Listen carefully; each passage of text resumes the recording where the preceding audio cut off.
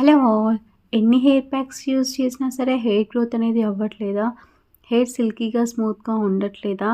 Hair colour అనేది కూడా change అవ్వట్లేదా? అయితే ఒక్కసారి నేను చెప్పే ఈ హెయిర్ ప్యాక్‌ని ట్రై చేయండి. ఈ కావాల్సిన ఇంగ్రీడియంట్స్ వచ్చేసి మందారాకు అండ్ అలాగే మెంతులు, కొంచెం కర్డ్.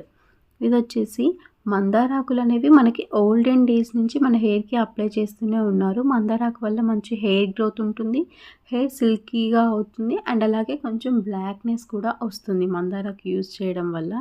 ఇక్కడొచ్చేసి మెంతుల్ని 1 టేబుల్ స్పూన్ మెంతుల్ని ముందు రోజు నైటే నానబెట్టేసుకొని పెట్టుకోవాలి. తర్వాత మిక్సీ జార్‌లో మెంతుల్ని వేసేయాలి అండ్ అలాగే మందారాకుల్ని వేసి కూడా మంచిగా మెత్తగా పేస్ట్ చేసేసుకోవాలి.